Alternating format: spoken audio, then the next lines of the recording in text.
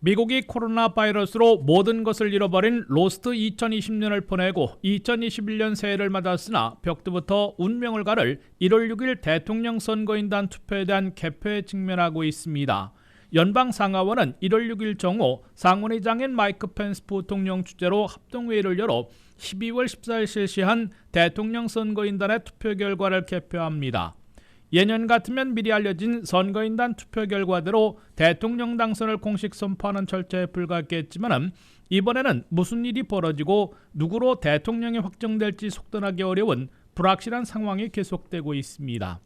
첫째, 공화당 상하원 의원들이 분쟁 지역의 바이든 승리에 이의를 제기하게 돼 바이든 당선이 신속하게 발표되지 못하고 상원과 하원에서 각 2시간씩의 토론과 표결까지 거쳐야 합니다. 상원의원 1명과 하원의원 1명이 함께해야 선거인단 투표 결과에 반대하는 이의 제기를 할 수 있는데 연방 상원에서는 처음으로 조시 할리 상원의원이 이의 제기 방침을 공표했고 연방 하원에서는 모 브룩스 하원의원 등 24명이나 동참을 공개 표명해 놓고 있습니다. This is the one opportunity that I have as a United States Senator. This process right here, my one opportunity to stand up and say something, and that's exactly what I'm going to do. The evidence is overwhelming. If you were to count only lawful votes cast by eligible American citizens, Joe Biden did not win the Electoral College.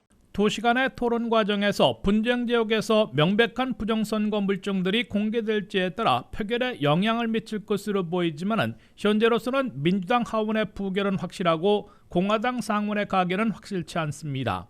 연방 상원은 공화당이 52대 48로 장악하고 있으나 바이든 당선을 이미 인정한 공화당 상원의원들이 미츠 맥코넬 상원 대표 등 지도부 4명, 미트 롬니 상원의원과 같은 반트럼프 인사들이 표결에서도 등을 돌리면 이의 제기를 부결시켜 바이든 당선을 확정시킬 수 있는 상황입니다.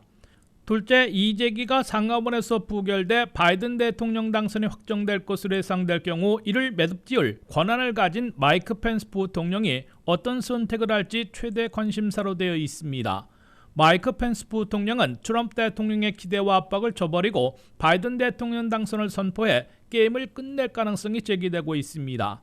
반면 트럼프 측근들과 지지자들은 펜스 부통령이 극적인 뒤집기로 연방 하원에서 26대 23으로 트럼프 재선을 결정하도록 유도하는 최후의 역사적 파란을 잔뜩 기대하고 있습니다.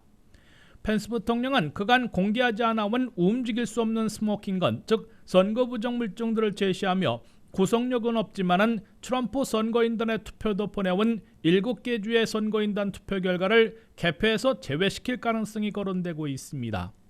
그럴 경우 대통령 당선에 필요한 과반인 270표를 넘는 후보가 없게 돼 연방 하원에서 대통령을 선출하게 되고 각 주당 한 표씩만 연방 하원 의석을 많이 차지하는 정당에 돌아가기 때문에 26대 23으로 트럼프 대통령이 재선에 성공하게 됩니다.